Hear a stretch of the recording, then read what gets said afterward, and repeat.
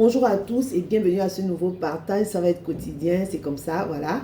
Vous savez, la parole de Dieu dit que si ceux qui croiront en lui, des fleuves d'eau vive couleront de son sein.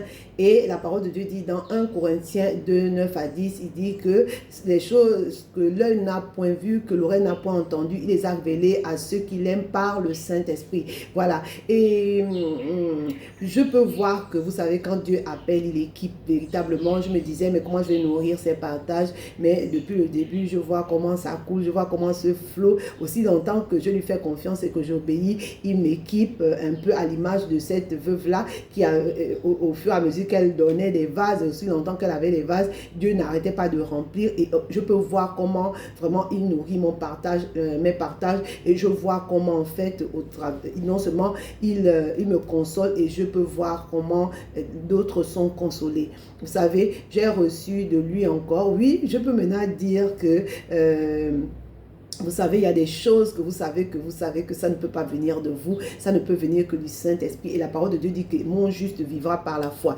Et ce que j'ai reçu du Seigneur, c'est le psaume 81, verset 1 qui dit « Ouvre ta bouche et je la remplirai ». Lorsque j'ai reçu ça cette nuit, j'ai dit « Oh Seigneur, merci ». Il m'encourageait, j'ai pensé « Tiens, le Seigneur m'encourage de continuer à partager tout ça ». Et puis, quand je suis partie méditer, j'ai relu et tout ça, mais ça n'avait rien à voir en fait. Ça avait quelque chose à voir au fait que voilà, Dieu qui sonde les cœurs connaît en fait nos pensées et a pu voir qu'éventuellement j'avais une inquiétude parce que par exemple la veille je vous disais que j'ai dit Dieu jusqu'à quand, et ce qu'il m'a dit dans le psaume 81 et que finalement j'ai compris, surtout quand on partait regarder, j'ai lu un verset parallèle, c'est le psaume 107 verset 9, la parole de Dieu dit oui, il a donné à boire à ceux qui mouraient de soif, il a nourri généreusement ceux qui mouraient de faim. Donc en fait il me faisait comprendre par ce verset là que Dieu nous connaît, c'est lui qui nous a créés, il sait tout de nous, il n'y a rien qui est caché devant lui, tout devant lui est lumière.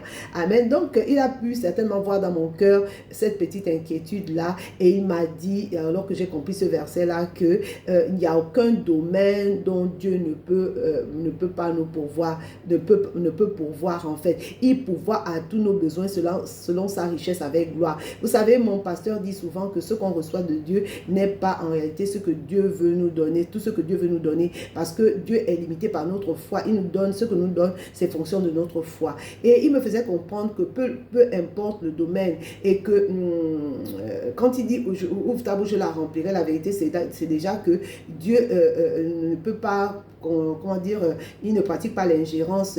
Il nous a donné l'intendance de la terre, les cieux sont les siens, et donc Dieu ne peut pas intervenir dans les affaires des hommes si on ne l'y invite pas. Alors il m'a dit ouvre ta bouche, je la remplirai, c'est-à-dire lui demander, ouvrir ma bouche, et ce qu'il va faire, non seulement il va me faire prier ce dont j'ai besoin, et ce qu'il va me donner sera infiniment au-delà de ce que je peux penser ou imaginer. J'ai besoin d'un souffle nouveau pour continuer la course. Il dit, mais il va me le donner, ce souffle nouveau-là. J'ai besoin de courage, mais il va me donner le courage comme jamais on peut penser le recevoir.